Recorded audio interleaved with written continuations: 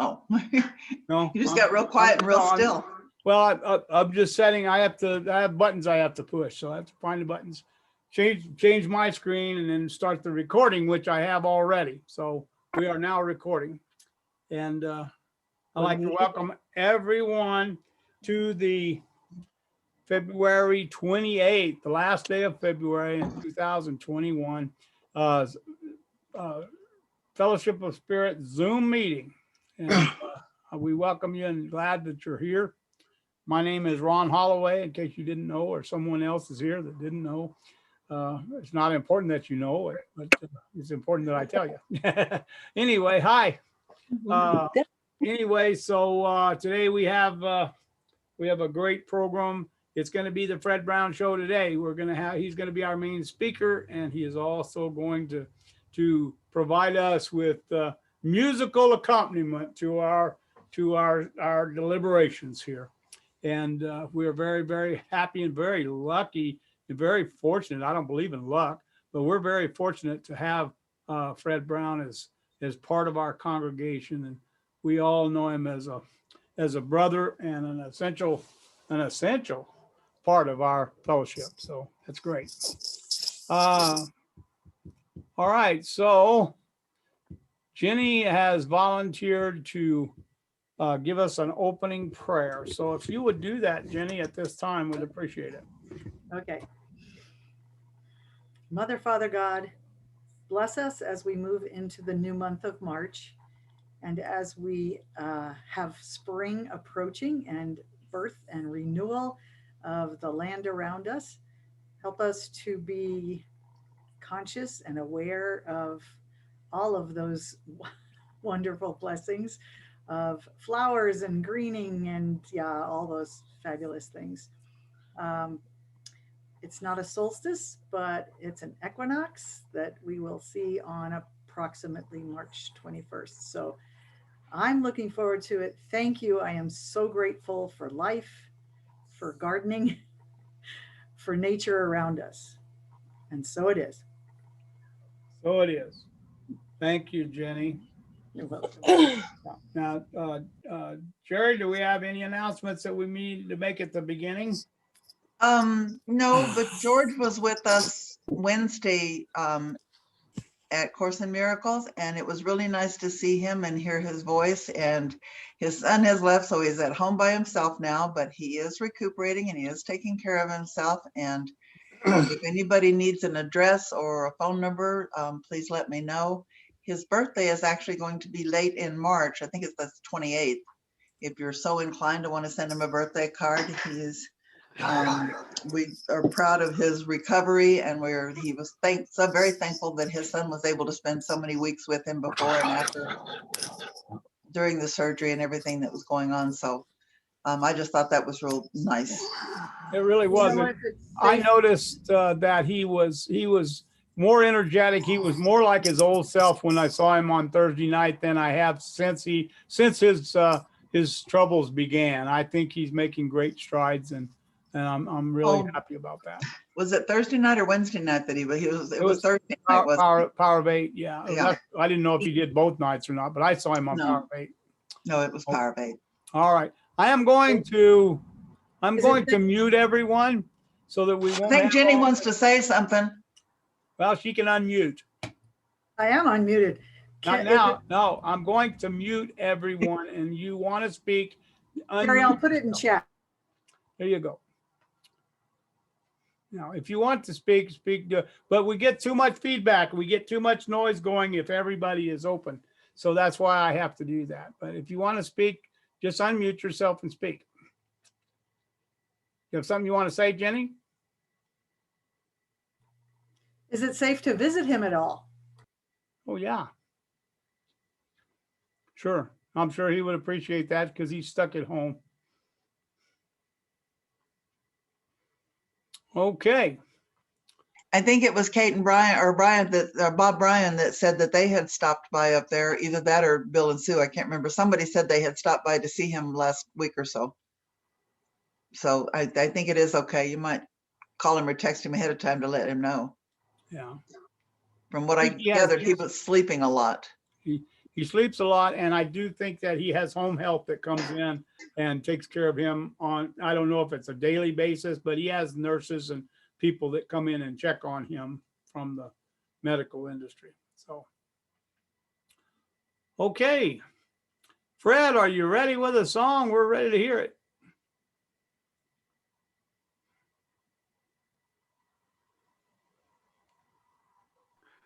I am. Okay. Can you guys hear me? Yeah, good. I was thinking about playing these two songs last week, in light that it's Black History Month, and we actually have in our music repertoire two songs from the late great Nina Simone that she played and that she did. Other people did them too, but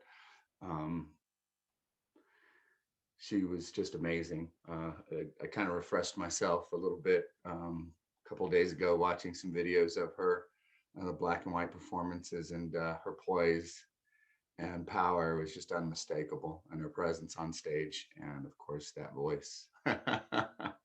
So this one is one that she made fairly famous. This is actually was sung a lot by the freedom singers and the freedom riders in the I guess you'd say early 60s, late 60s marches. And it's called I Wish I Knew How It Would Feel to Be Free. It was actually pinned down and made into a song in 1964. So let me see if I can share. Have you enabled the share screen for me, Ron?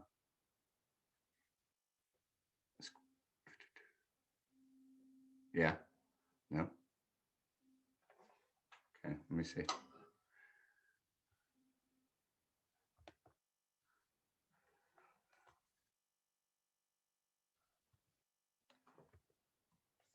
Let's see if I can do that.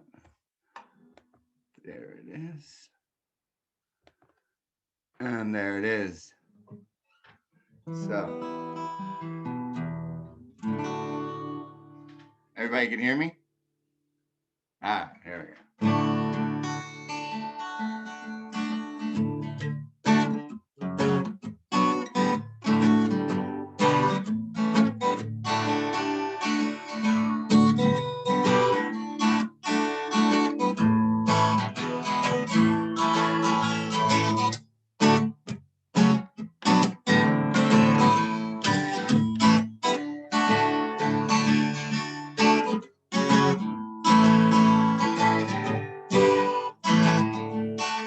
Well, I wish I knew how it would feel to be free.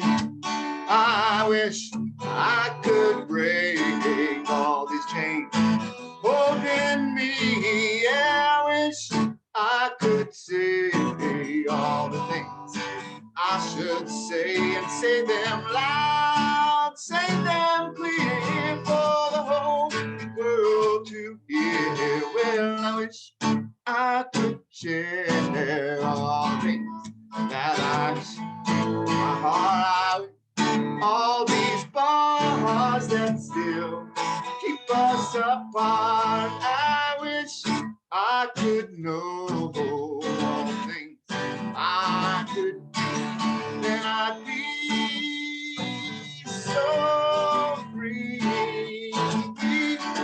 Well, I wish I could give all I'm longing to give. I wish I could live like I'm longing to live. Well, I wish I could do all the things I can do, though I'm way overdue. I'd be starting anew. I wish I could be like a bird in the sky. How sweet it would be if the man I could fly. I'd soar to the sun and look down at the sea. Then I'd sing, 'cause I know I feel to be free. Yes, yes, I wish I knew how it would be to be free. I wish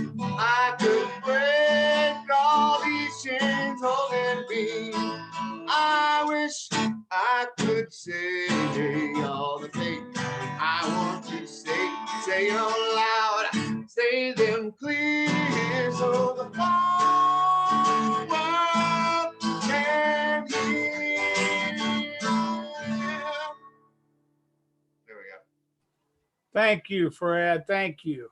Thank you so much. At this time, we have our own Carol, who is Little Tree, who is going to give us uh, our spiritual reading for today. So carry on, Carol. Unmute.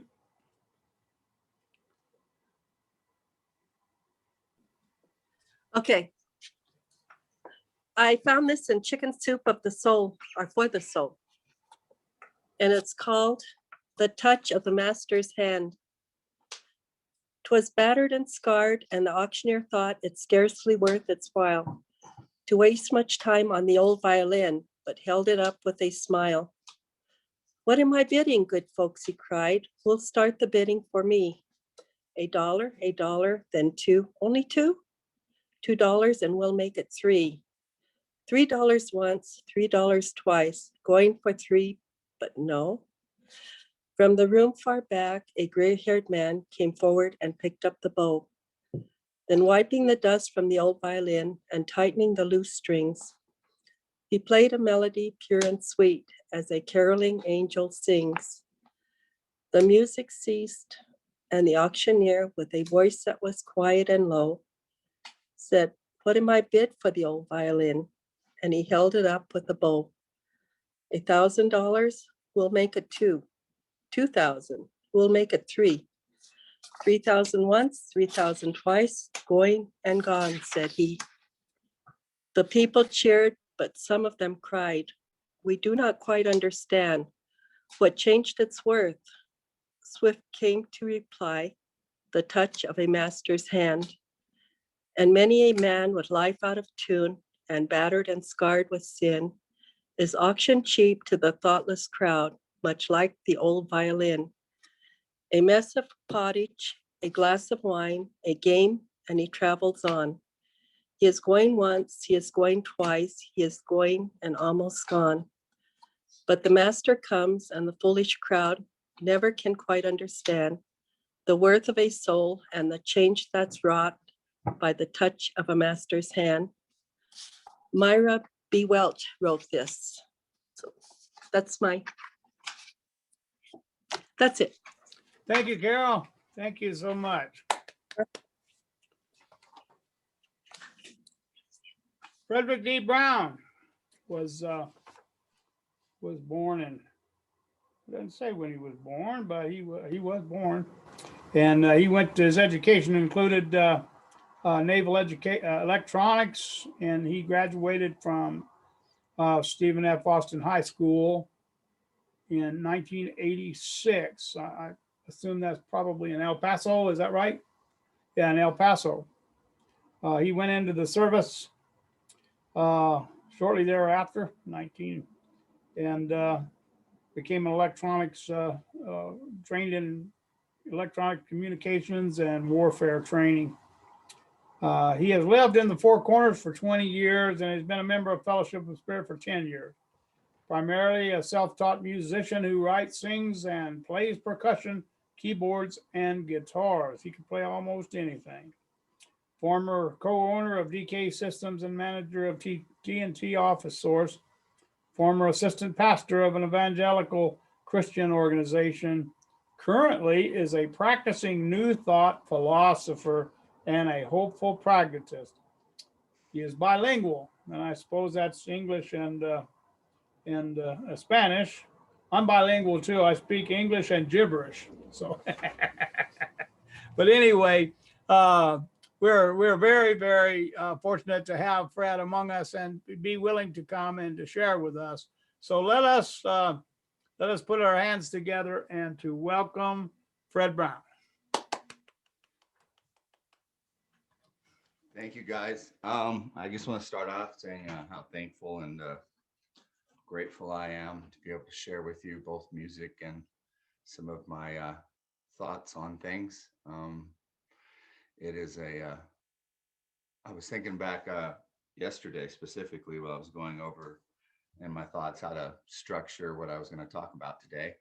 And it was just amazing to me. I think it's been a little over 10 years that I've actually been around, but I was, going to Fellowship of Spirit, but I didn't actually become a member until about 10 years ago. So, and I think it goes all the way back to somewhere around 2009. So, maybe 2008.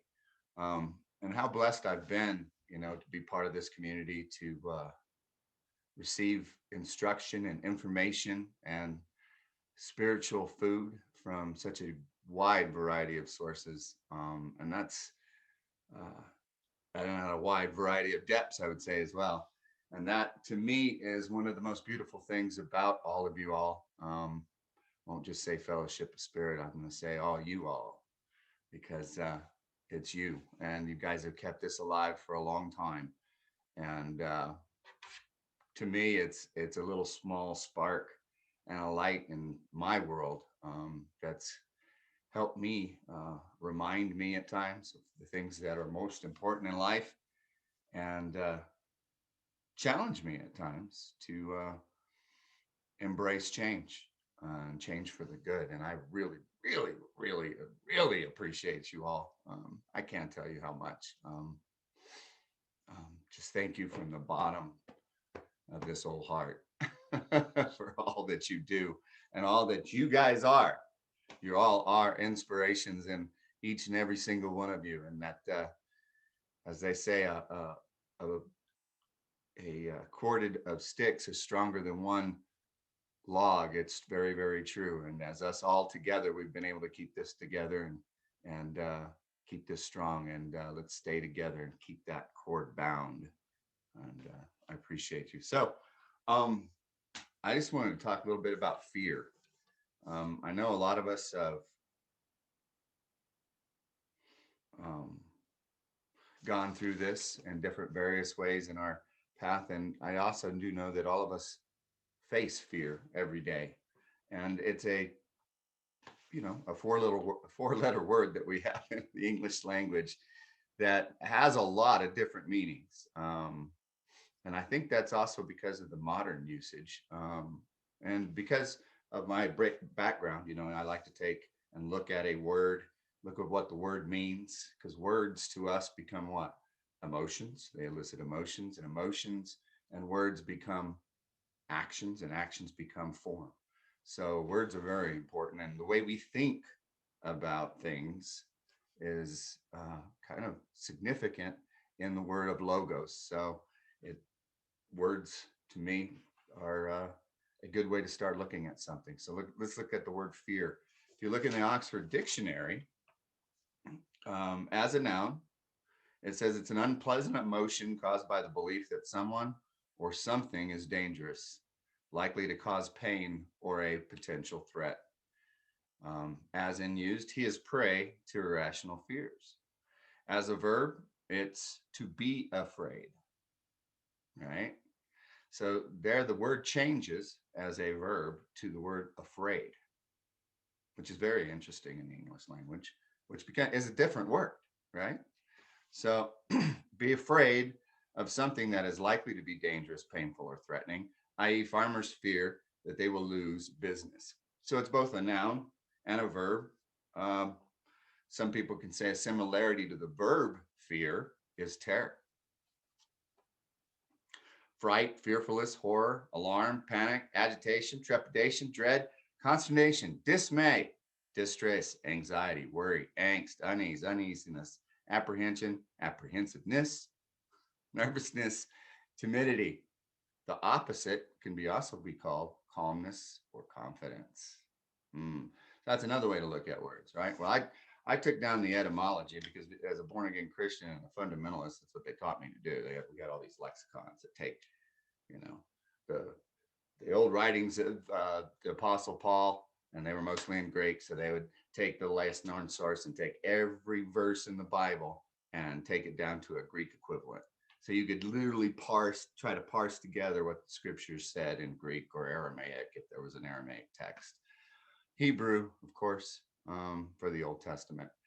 So I like looking at languages. So looking back at the etymology of the word fear in the English language, it actually comes from an old Middle English word called faden, with the schwa-e, faden. And that literally meant the act of startling ravens, which is pretty interesting. So the word fear comes more from the idea of a surprise or a sudden occurring that startles you. I.e., afraid is the other word, and that word goes back into a even an older word, and sort of German, sort of Germanic and Normic, but it basically means angst, worry. And then I was asking Angie today about German, and if there was a word in German for fear, and she said, I know I'm not pronouncing this right, but she said something like angst.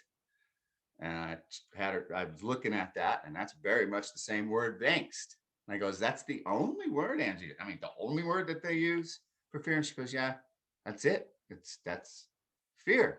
I started thinking about that. So I waited about a day and I let that go in my mind. I'm like, there's only one word in German for fear, and that's related to the same word that we use for angst. So I asked her this morning, I said, there's no word for surprise, like, being surprised. And she goes, oh yeah, that's a totally different word. And I can't say it's like Uberschnarren or something like that. I'm butchering the word, but it's two different words is my point. And same with fear and afraid are two different words, but we seem to intermingle these words in our daily business, and sometimes we seem to use that same word in our heads, the word fear. And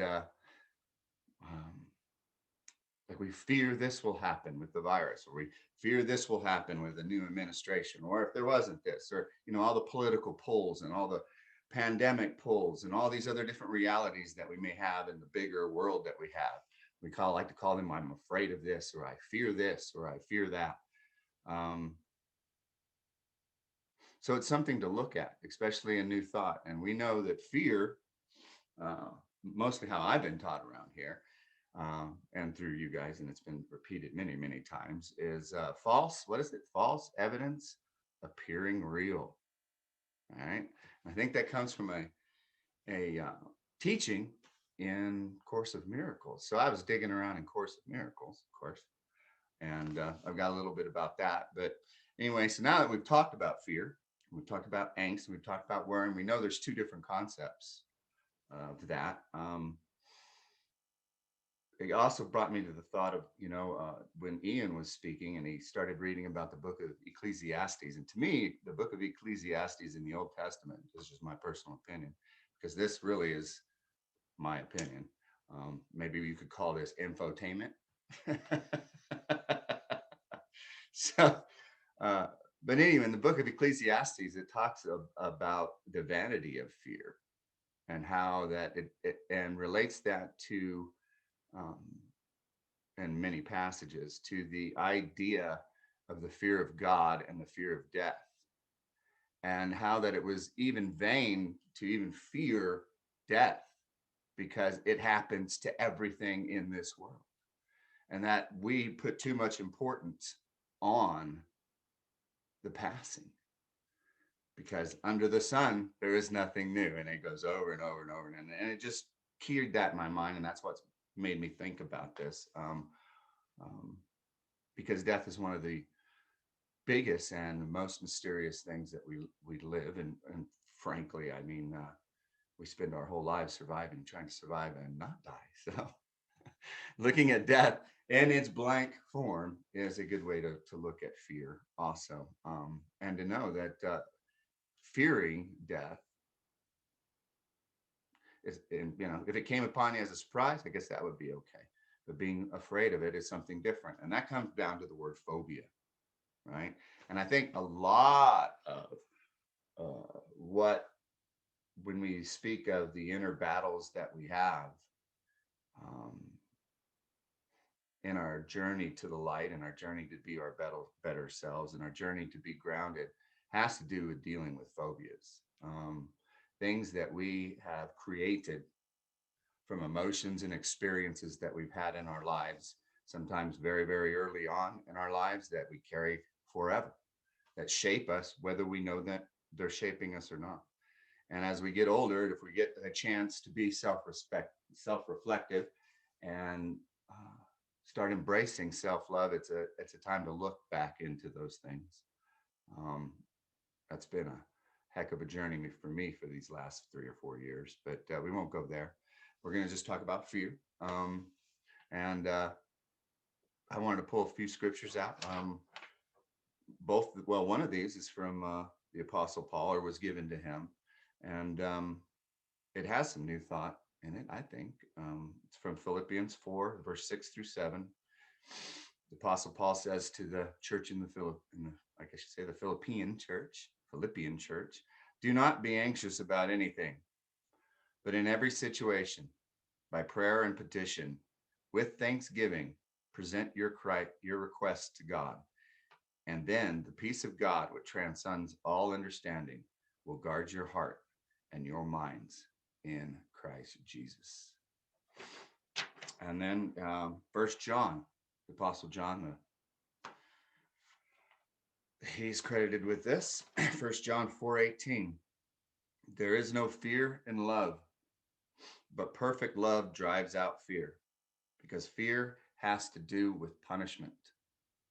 The one who fears is not made perfect in love. And I thought, wow, these two verses from the New Testament, and they're by two separate guys that were followers of, I guess you would say, John the Baptist, and one of his prophets, the prophet of Nazareth, that we call, or has been called, Jesus. So I was digging around. I was like, wow, the power of love, perfect love. There is no fear in love. And it brought me to Course in Miracles, chapter 2, section 6, which is fear and conflict. From verse 1 on the second teaching, it says, being afraid seems to be an involuntary action, something beyond your own control. Yet I've said already that only constructive acts should be involuntary.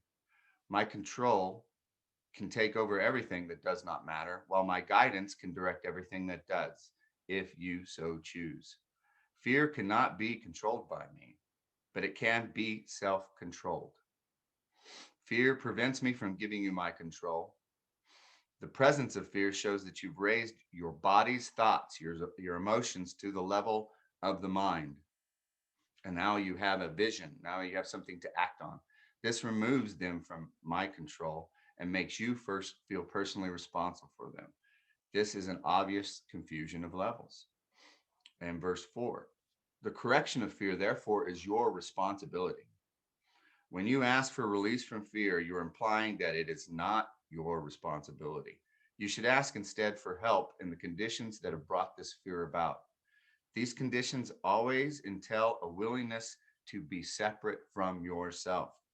At that level, you can't help it. You're much too tolerant of your mind wandering and are passively condoning your mind's miscreations. This particular result really won't matter, but the fundamental, the correction to this is always the same. Before you choose to do anything, ask yourself if your choice is in accord with your spirit. If you're sure that it is, there will be no fear. And then verse 5, I think this is of the teaching, is probably very, very important to some of the things that we're going through today.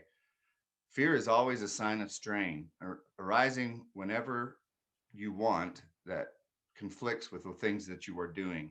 This situation arises in two ways. First, you can choose to keep doing those conflicting things or thinking those conflicting things, either simultaneously or one at a time. This precedes conflicted behavior, which is intolerable to you because part of your mind wants to do something else. So it goes through the conflict, right? So basically, in the end, it says, wherever there is fear is because you have not made up your mind. Verse 9, your mind is therefore split and your behavior inevitably becomes erratic. Correcting this at a behavioral level can shift this error.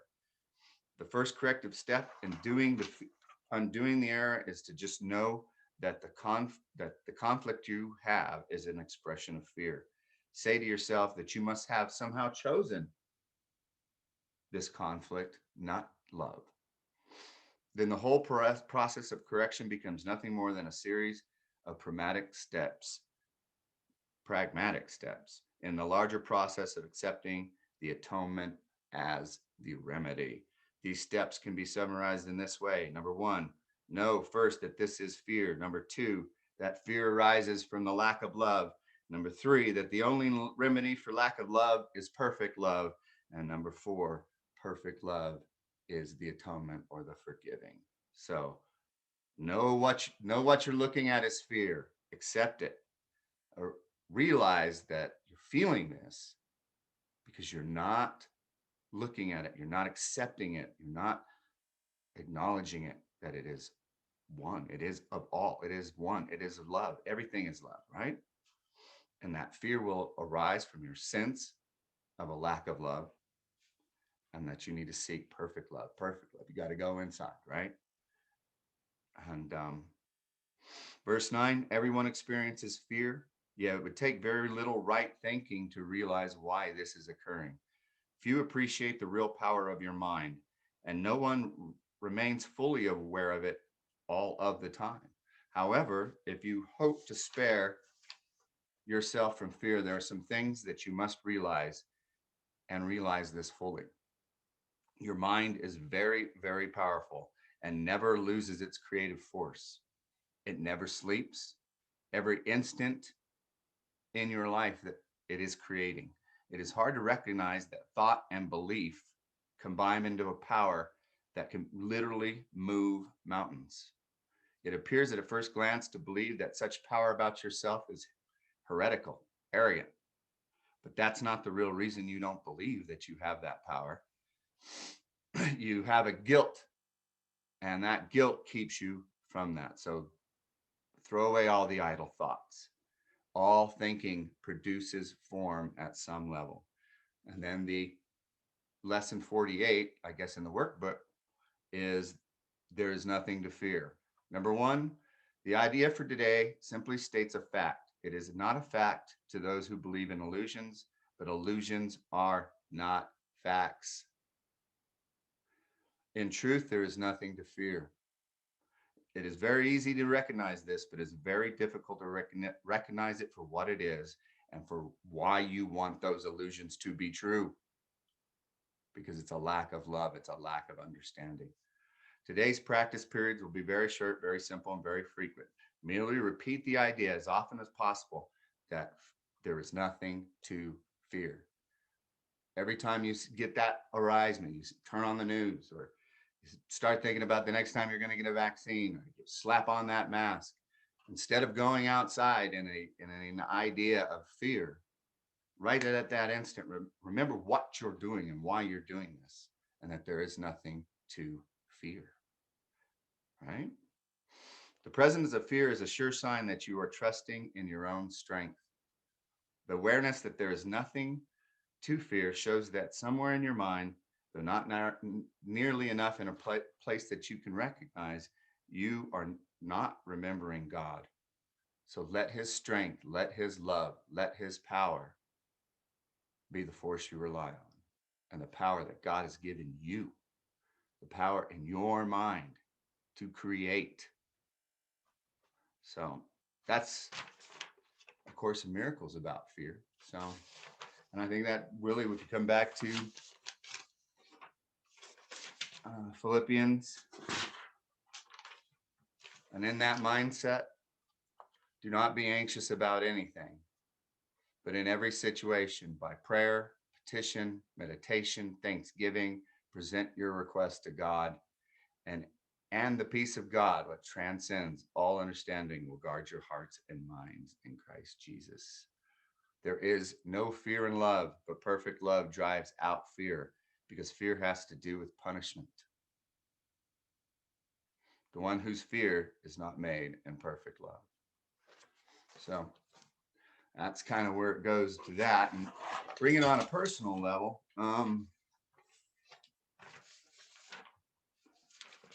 Something I was taught, I was lucky enough, I guess, or maybe unlucky enough, I don't know how you look at that. But when I joined the Navy, I was in a program that if I continued to qualify for it, would allow me to be what they call a cross rate, where I was going to be able to go to school for about 2.5 years and be able to go on a ship and what they used to call the Super Tech program. I don't know if they have that anymore. I have no idea. But it required a top secret clearance. It required being able to pass the training in several different rates, both in communications, satellite, your main rate, which mine was in electronics. And you had to be able to work in all the different aspects of the ship. So about 2 years later, when I finally hit the ship and my security clearance was approved, then they sent me to more schools. And so part of my main job was taking care of cryptological gear, which was, I guess you could say, the stuff that encodes voice and digital transmissions through the satellite system. That's what I was trained primarily to do. The second job that I had to do was be part of the helicopter landing force and learn how to take care of all of the equipment that allows them to land helicopters in high seas. We are the only Navy that does that. There is no other Navy in the world that has that technology, even to this date. And they have these extremely interesting equipment and landing systems that basically, like I said, allow us to, in a high sea situation, be able to do helicopter operations in all weather situations so that no enemy can go undetected. So that was another job that I had to do. Then the third job was part, in those days, as part of being nuclear weapons security force. So you had to take security trainings, firearm training, I guess you could call it visit board search and seizure training, defense training, nuclear weapon security training, all these other things. And thank God when they got the nuclear weapons off the ship, some of that stuff just went away and we didn't have to do the drills anymore.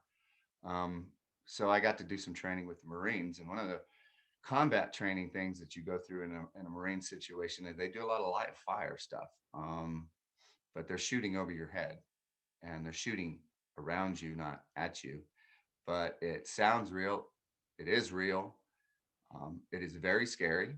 But you train for that. You know, it's taken in stages.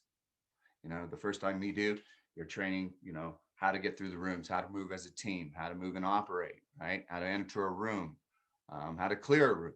And you do this, no fires, right? And then do it over and over and over again. And you got so many seconds, and, you know, and if somebody starts breaking, then they throw smoke, you know, and then you got to do it when you can't see. And then you got to do it when you got PBR gear on, personal protective gear on. And then the last one, they make you do it when they're actually shooting at you. So one of the things that they teach you is a saying: improvise, adapt, and overcome. And that is something that I've used all my life.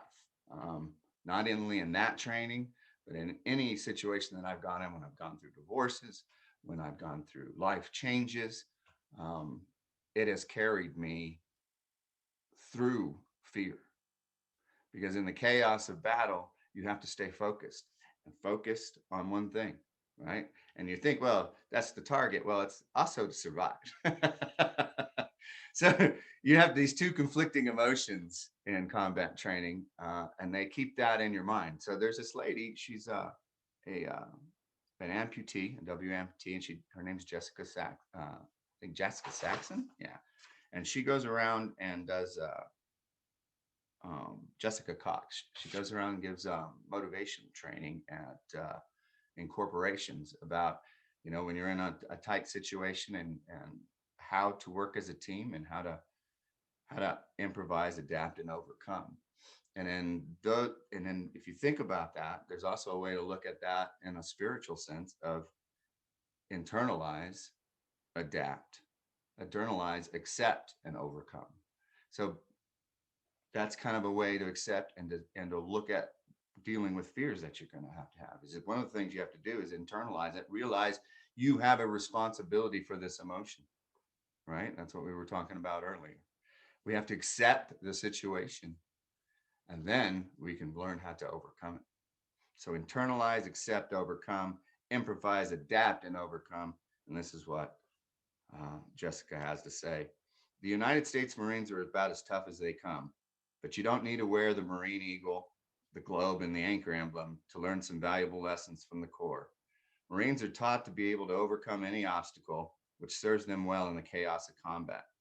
This concept is encapsulated in the Marine slogan, improvise, adapt, and overcome, which is a mindset that allows Marines to deal with any physical, mental, and or spiritual hardship.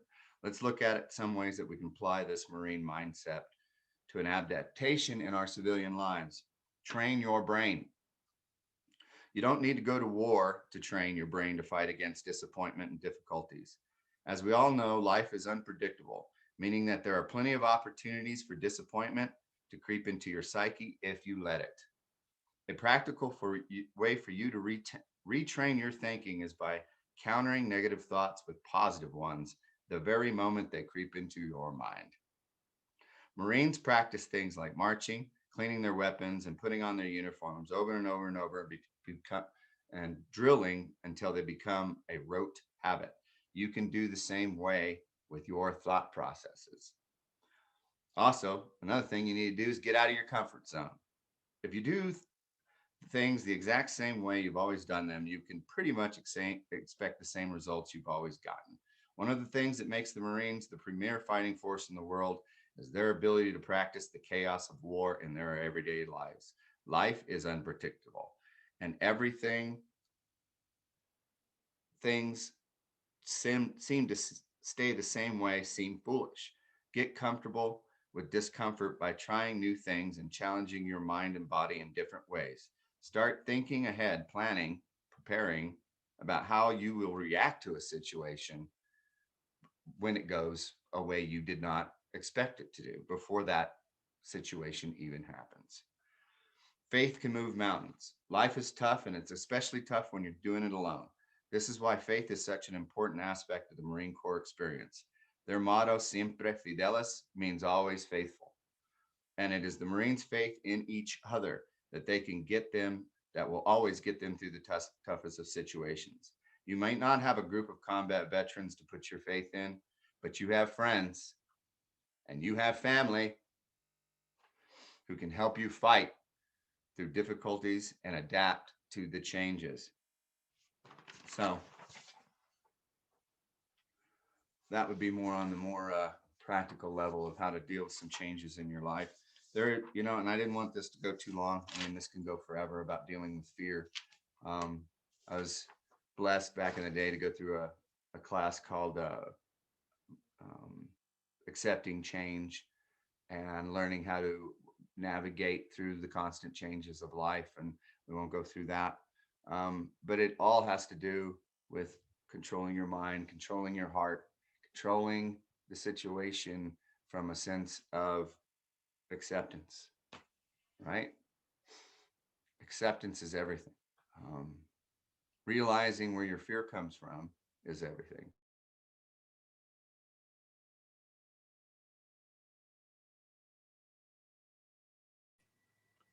You froze, Fred. You're frozen in time.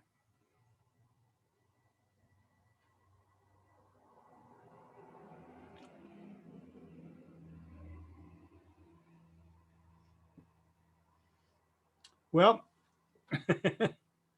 Hi, hang on a minute. okay. It's working again. I think he's gonna try and use my link. Here, try this. Here. I got this. All right. Sorry, guys. See, adapt, improvise, and overcome. Can you see me? No, Can you see me? no, because No. I have, Can you hear me? now you can. Ah, there. Now we got you. Hey, see, now I'm gonna adapt, improvise, and overcome. Let me go run in there and get this Take thing my phone. rebooted. Yeah. Somehow the laptop just went to sleep. Hang on. I guess I didn't touch it. There we go. Here you go. Angie, you ran away. Oh. I didn't think it would happen that fast. Hello. There we go. Sorry. We're back So on. that's really all I had in the lesson is about overcoming. And you saw, I got you out of feed, so I was able to come back to you. plug in my laptop battery charger here because the thing just went to sleep on me. So here we go. We're still good to go. Yep. So if you have any questions, I don't really have anything else to talk about. I'm sure, I know how this is preaching to the choir.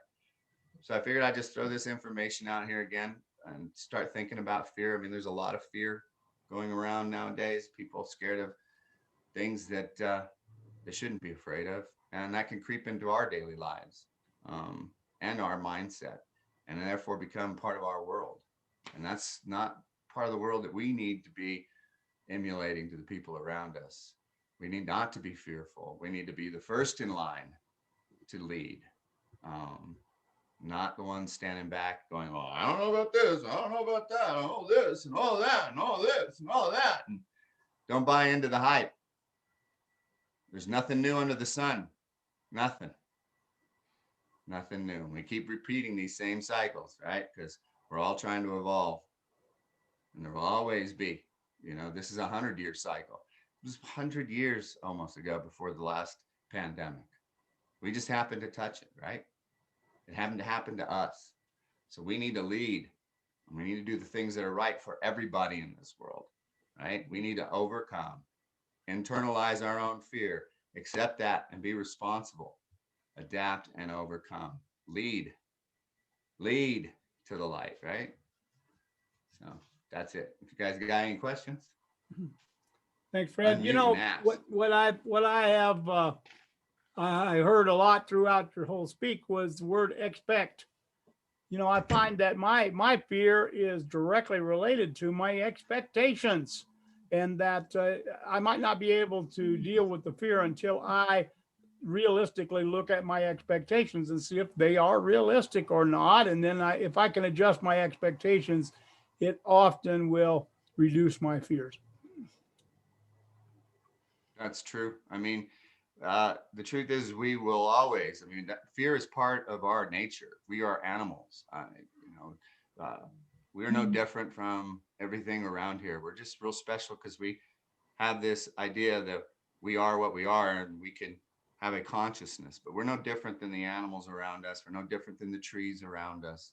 I'm sure all of us we have this little puppy that we just had, and when she was 3 months old, we were taking her out, and she was running with all of us to go feed the horses. And one of Angie's horses he likes to play with dogs a little bit, but he's a little rough.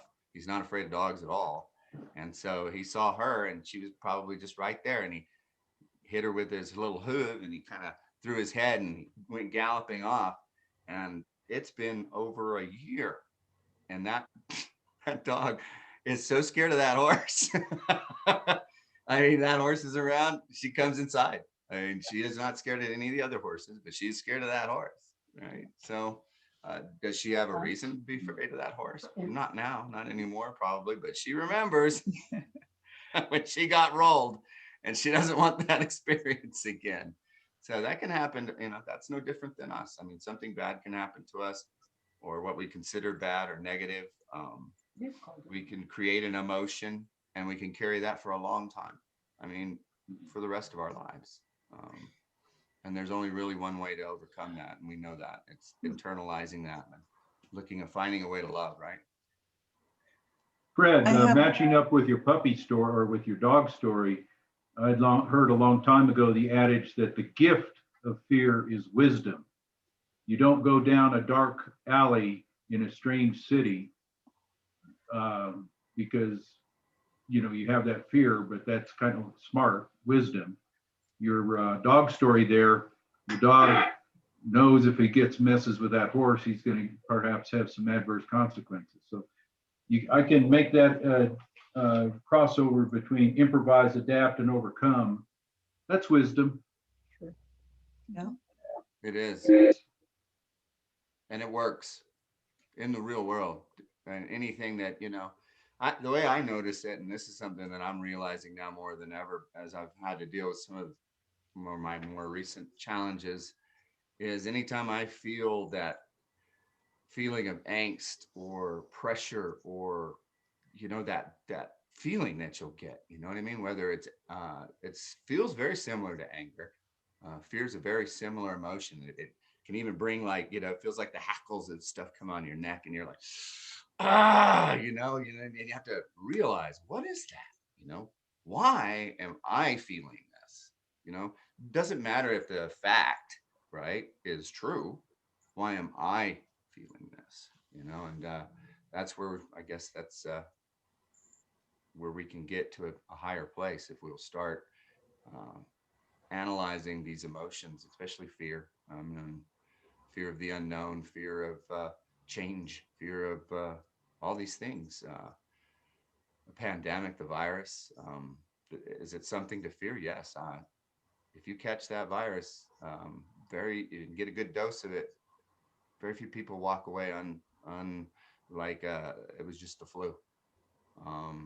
So is it something to be afraid of? Yes, but what can you do? You can prepare, right? You can adapt, you can accept, you can improvise, right? And then you will overcome. Just don't be ignorant, right? Willful ignorance, I think, is just something that is really hard to deal with. But you can program yourself to be willfully ignorant. At one point in time, I used to believe that the rapture was going to happen. That God was going to come back. He's going to take all these people away, all the good people, and that then there's going to be this great war and the Antichrist. I bought into a book that was turned into a movie that evangelical Christians used to fill their coffers. I bought into it, hook, line, and sinker. I was so damn scared when I was a kid. Oh my God. Oh my God. No, I'm not kidding you. But, as I studied Christianity, which I guess evangelical Christianity in their way, I started seeing that they were misinterpreting a lot of things. And they didn't have a lot of answers for the practical things that they were misinterpreting.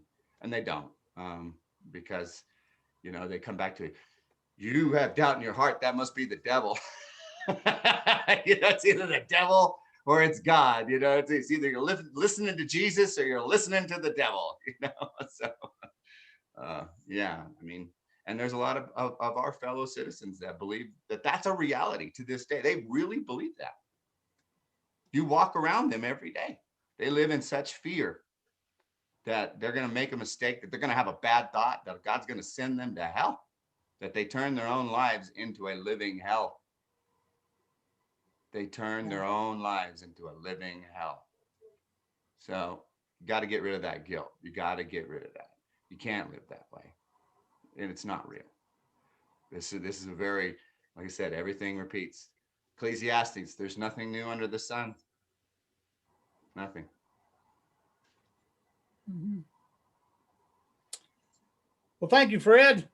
We appreciate your words. We appreciate your music. We appreciate your heart and your love that you share with us to help us have practical ways to get through each and every day in this spiritual evolution, this life that we have. So we appreciate your help along that journey. Thank you again. What I can. Just what I think. Thank you. All right. Does anyone else have anything they would like to say to Fred?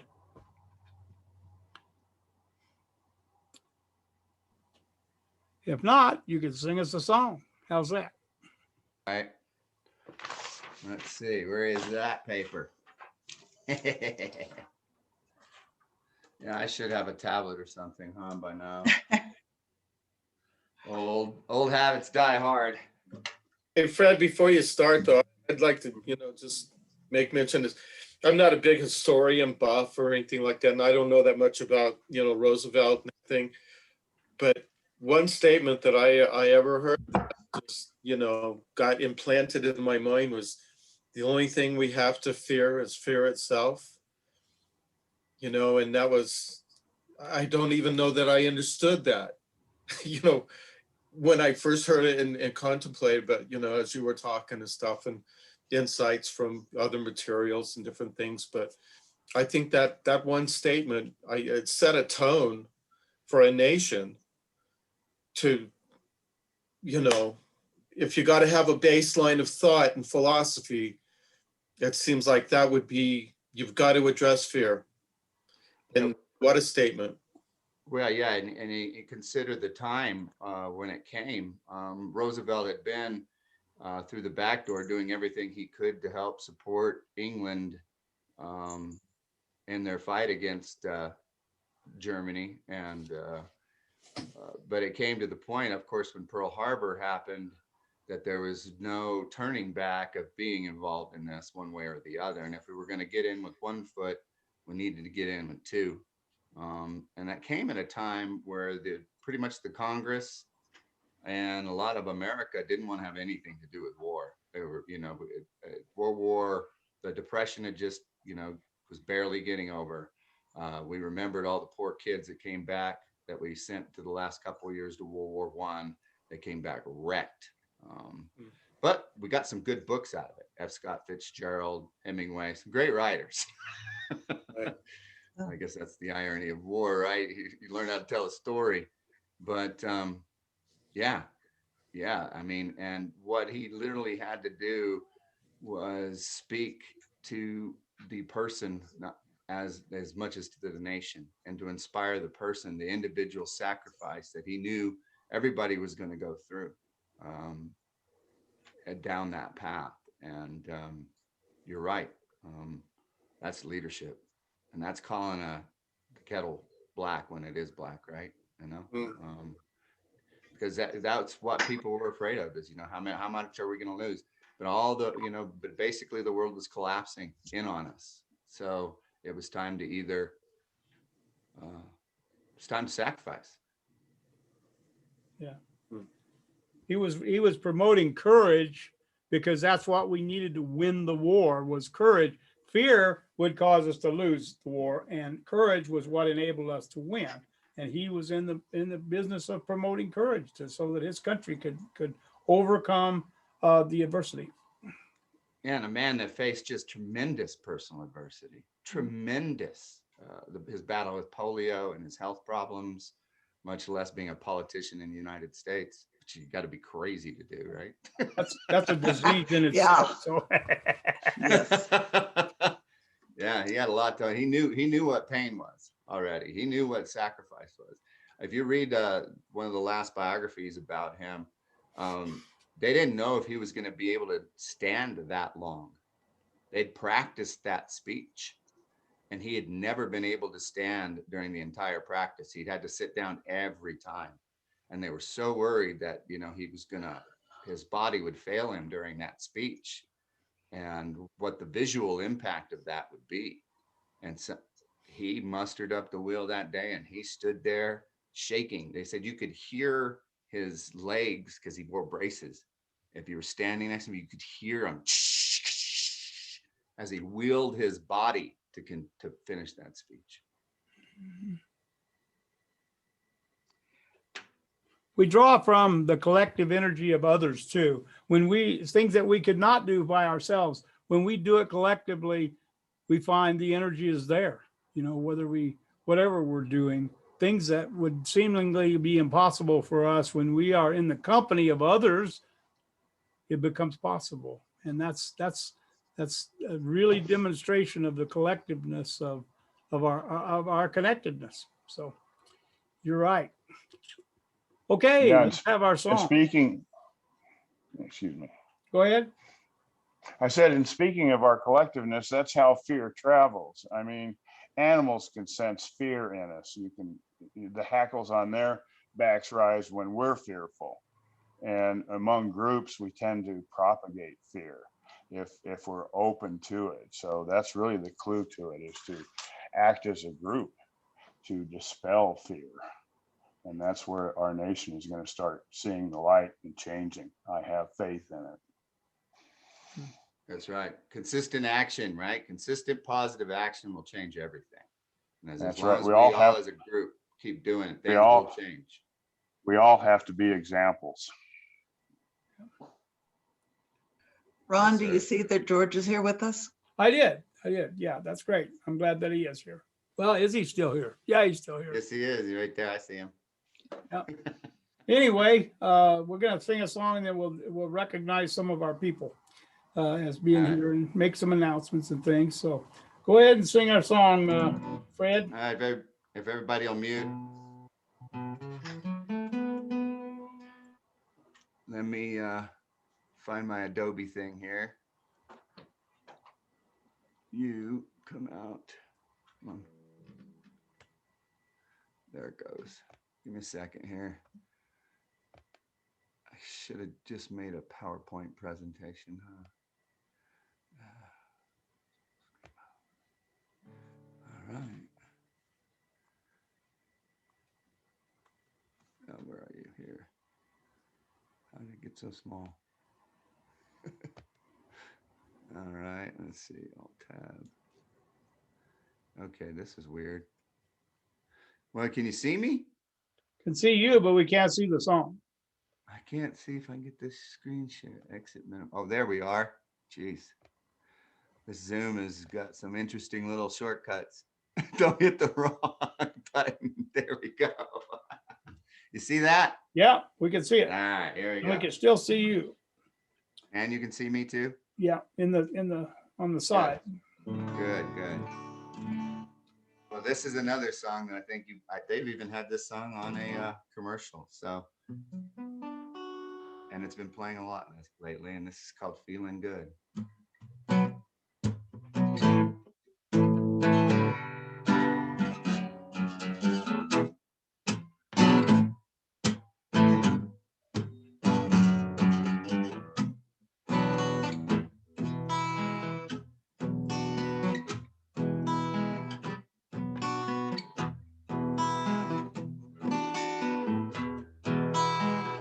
Birds flying high, you know how I feel. Sun in the sky, you know how I feel.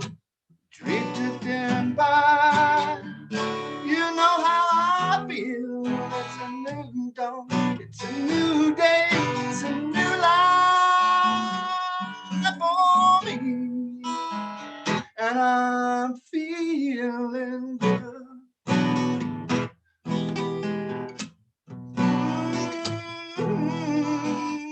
Feeling good. Fish in the sea, you know how I feel. River running free, you know how I feel. Blossoms in the tree, you know how I feel. It's a new dawn, it's a new day, it's a new life for me. And I'm feeling good. Yeah, yeah, feeling good.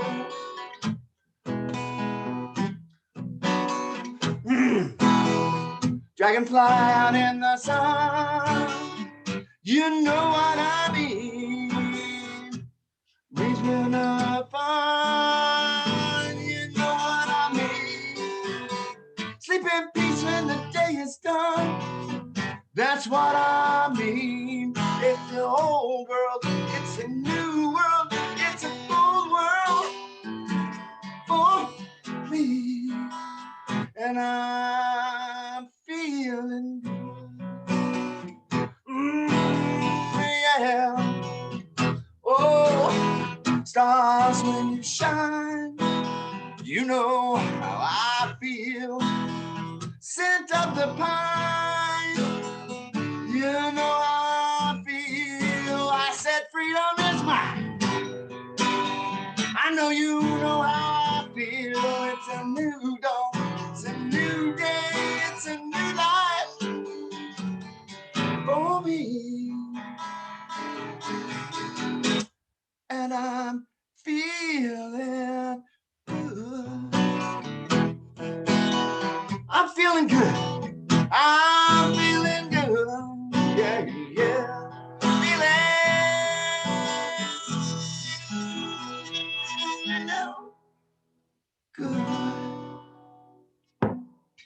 There you go. All right. Thank you, Fred. Thank you. Thank you. Thank you. You're welcome. All right. We thank you, Fred, for coming and sharing with us again today. We do have George is here, and he's been going through some struggles. I think George left. I don't see him on there anymore, but anyway, we still want to do things. Our Power of 8 group on Thursday evenings are praying. Our list just continues to get longer and longer. And but anyway, I'd like for Margaret to tell us what's going on with our Power of 8 group. Well, we continue to meet at 6:30 every Thursday night, and I send out information to everybody before that about who is requesting our attention and prayers. And so we just go through the list, and it's really wonderful to see so many people coming. It's great. And it's so good to see people's faces, hear their voices. It's not quite the same as being, at the church, but I so love having Carol and Lee and sometimes Sean come, because they don't have to drive all the way in from Kirtland. They can just join us on Zoom, and it really, really works well. It's like, I asked people to think about, maybe we should just do Power of 8 on Zoom all the time, because then people don't have to drive in, and we get more participation. And so I don't know, we're thinking about that. We don't know how that's going to go, what people think about it, but it's certainly worth considering. And thank goodness for Ron being willing to do that with us if we ever decide to go that way. Well, thank you, Margaret. Yeah, we're excited about how we feel at the end of a session where we're able to contribute to someone's healing or someone's better feeling, and we do it all together at the same time. When we were not doing it, we weren't able to do it at the church, and we were not able before we started Zoom. I suspect that people were doing it at different times on their own and stuff. So I think that just us doing it, having our focus all at one time on the Zoom, it makes a big difference. And it really focuses our laser beam rather than being scattered out there. So don't you? And one thing, Cynthia Robinson asked that her sister be included on Power of 8 because she was suffering some really severe late stage cancer. And so we had her on there a few times, and Cynthia said, you can take her off the list because she has responded so well to the treatment, and she is just doing wonderfully. So we're getting responses like that, and it's very encouraging. Yeah, it is. Thank you, Margaret, for facilitating that, bringing it to us and facilitating it and being our moderator every week. We thank you. What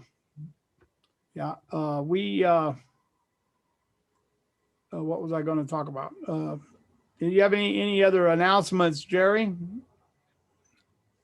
No. I did notice that this past week that our COVID classification changed. It went from red to yellow. We don't know how long it will, if it will stay that way or whether it will progress onto green. That's our hope, that once we get to green, that we'll be able to resume a lot of things. However, we didn't close our church activities down when the government said. We are trying to utilize Spirit to help us guide us as to when we get back together. And also we appreciate the expertise of Jim Jones, who is a degreed person and has studied epidemiology or whatever it is, the study of viruses and things. And so we relate a lot on his advice. But one of the things that is significant about this is that we have progressed to a lighter caution zone. I think that's what it is. Is it in red, we're just very, very cautious. Yellow, we are less so. And in green, we are less cautious, and we're less, fearful about what will happen to us if we congregate. And so the main thing that we want to do is to not cause any ill effects with anybody, especially with our elderly, which I'm rapidly becoming one of them. But it's a good thing. We love each and every one of us equally, and we have none that we want to sacrifice. And that's why we're still meeting on Zoom. Our Zoom is being very, very successful, I think. And so we are going to continue with the Zoom. We plan to have the Zoom once we get back into our physical church, so that our people who are far away, who have rejoined our fellowship, can participate. And I think that's a good thing. So does anyone have anything else that they'd like to bring up to the congregation at this time? Any announcements or any comments? I'd like to make a comment. Okay. This is Wendy. Mhm. I have my video off because it messes up my internet. But I think just listening to Fred and talking about adapting, I'm really proud of your congregation, how they've adapted to Zoom. Mhm. I'm sure if it was brought up a year and a half ago or so about doing Zoom, a lot of people would have got scared or not too sure, but you all have adapted, and that's great. And even in my work world, I work from home. I had to adapt. It was scary, trying to use different platforms and different ways of communicating with people, but you adapt. Like as Fred said, you adapt and you learn. And so I don't know, it's just what I had thought about when Fred was talking. It was just with this congregation, you all have adapted so well, and using the platform of technology. So yeah, I think it's great. I love talking to my mom, and she's like, no, I figured it out. You don't need to help me. So, Yeah. she's already figured it out and has it all down. And, if it was 2 years ago, like I said, that would have been a whole nother story. Sean or his kids would have to come over and help her out, but she's got it down, So yeah, I think it's just adapting with technology and just using it to our benefits. Right. Well, thank you, Wendy. We appreciate your comment. Thank you, Wendy. Yeah. Mhm. We never really thought about it in that perspective either, but now that it's worked so well for us, we're really looking at continuing it when we can get back in the building, so that people who can't get here, who can't attend from a distance, can still be with us. So, it'll be a job, but we will figure it out because we're more able to do it now. Yes. I noticed in the chat that there's a lot of talk about the vaccinations, and I got my first one on this past Tuesday, and Tuesday was fine. But Wednesday I got up, and man, I was really fatigued, and I couldn't focus, and I went back to bed, and I slept till 5 o'clock in the afternoon. And then I was still a little bit groggy on Thursday, but now I'm fine. I think it was probably a reaction to the shot. It wasn't severe. It wasn't anything that was horrible, but I normally don't do that. I normally don't sleep during the day. And so that was my experience. I've heard other people have had less, and I've heard other people that had more reactions to the shot. But, I had none. I had no reaction to either one. I had my second one on Wednesday past. yeah. The sore arm, that was about it. Yeah, we've had two, all of us. So we're doing good. All right. Even Sean Lee and the boys and us, we all had it. Oh, good. Nice. Yeah. Well, that's good. I want to thank Don for the use of the skunk trap. So I trapped another skunk, and Steve's gonna take care of getting rid of it for me. And hopefully that'll be all there is, but we'll check it out and see if there's more than one. But sometime this spring, we're gonna have a work day around the church and see about reinforcing the dirt around the edges, because the skunks just don't give up. When I cover up one hole, they dig another one. And so I don't know what's so popular about underneath our building, but every year we've had one. So we're gonna have to figure out something to do. Nice and warm underneath there, I bet. Yeah. Yeah. So today our book study started. This book here, the Nature of Personal Reality by Jane Roberts. It's a Seth book.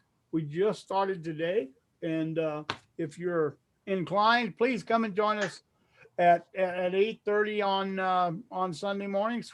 We would love to have you. If you cannot get, I don't know, Steve, do you have that on a PDF already? Yes, I do. And in fact, I have both of the last books that we've done, and anybody gives me their email address, I will send them a free PDF. Okay. All right. So it's not necessary you buy the book.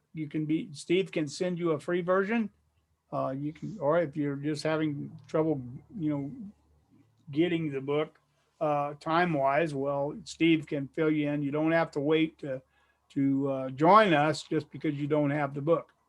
All right. And like I said, Power of 8, 6:30 on Thursday evenings. We have an unlimited room. We can take as many people as want to come. So don't get intimidated by that number 8. It just means that we want everyone who wants to come and pray and send energy and just think of people who are struggling and in need. You're welcome. You are absolutely welcome. And we hope that you'll come. Course in Miracles is on Wednesday nights, and that's at 6 o'clock. We have adjusted that time so that Susan, who lives in a different time zone, it wouldn't be so late for her to be able to get through.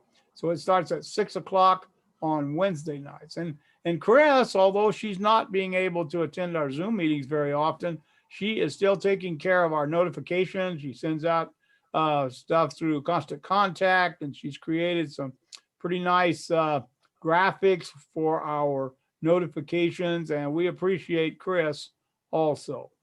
Bob is still recovering. He's still struggling. I think now he's trying to expand his mobility by walking with the cane more. I don't know, Cynthia's sister is getting better. My sister, who we were praying for, is probably going to have she's getting better, but she's going to have some tests this next week, which will determine when she gets operated on for a hole in her esophagus. But there's lots of our list of people that want our attention is growing weekly. So we need more warriors to come and help us to pray for people. Okay. Is there anything else? Well, Father, Mother God, we thank you for this time to be together. We thank you for our brother Fred, who comes and shared with us, and Carol, and all the people who took time out of their lives to prepare and to have a message that will help us in our daily life as we're on this journey together. We ask that you would help us to remain safe, that we would have your protection, that we would be people who would beseech your love and your protection rather than fear, because we know that your love will extinguish fear and make it go away. We thank you for these things, and we ask for your continued blessing as we go through life this next week. In the name of the Christ Energy, namaste. All right. Bye, y'all. Bye, everybody. Have a good week.